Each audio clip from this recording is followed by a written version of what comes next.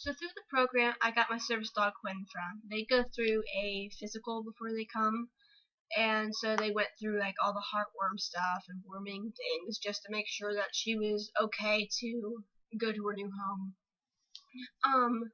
So it's been about a few days short of 5 months, with her, and our vet called us and told us that we needed to come in for another physical, which we were supposed to do once every year. So we actually went there today, and I am very pissed off at them at this point, because what they had done is, well, let's see, first off, they don't want to allow us to order heartworm medicine through the pet meds, because they do not want us to give our money to somebody else. So they said, well, no. We have to get her a physical before we can prescribe her any medicine.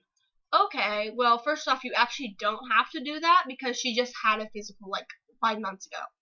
Okay? So we're gonna take her anyway, because she's been messing a lot with her ears and pawing at them and shaking them all the time, just at various areas.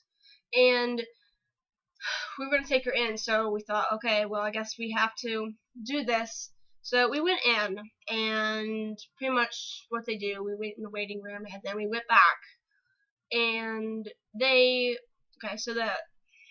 I'm sorry, I'm gonna always get this wrong. The doctor that came in for Quinn, I'm not gonna say her name, but Quinn's collar, come here, baby.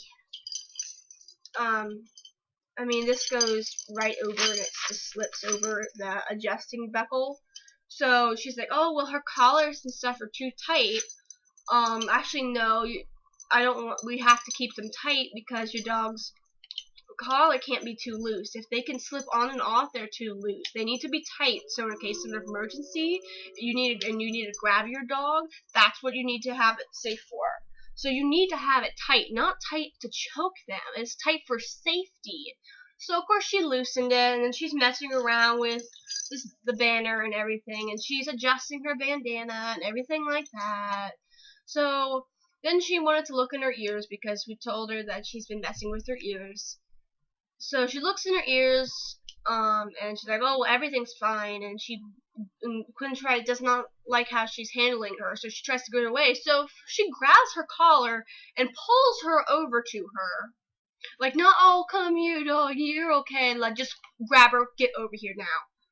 And then she's like, well, I don't see any infection or anything in her ears, and I mean, it doesn't even look irritated, so my guess is it's a behavioral problem. I'm sorry? Can you repeat that?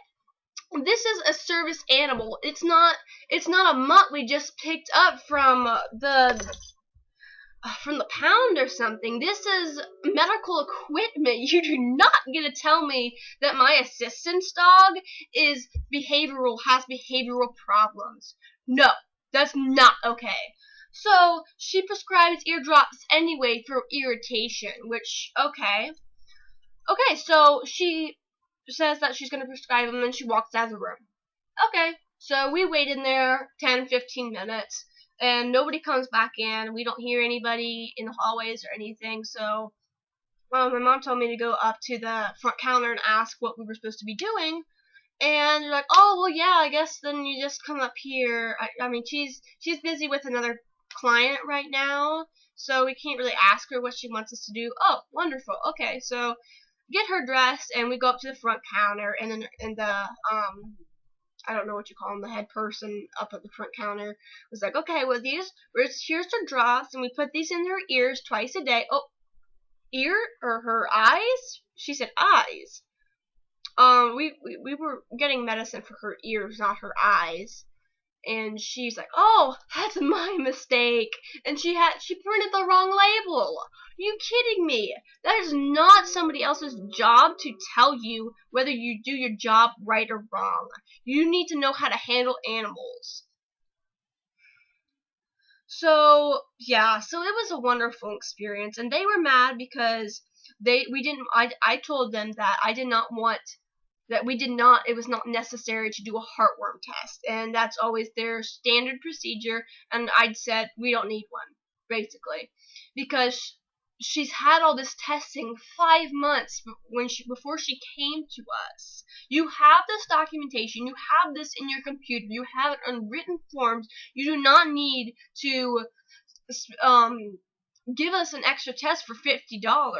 You've already been scamming us out of this heartworm medicine because you want us to get it from you for twice this amount, and you won't even allow us to get it from them until you see her for another $100 just to look at her.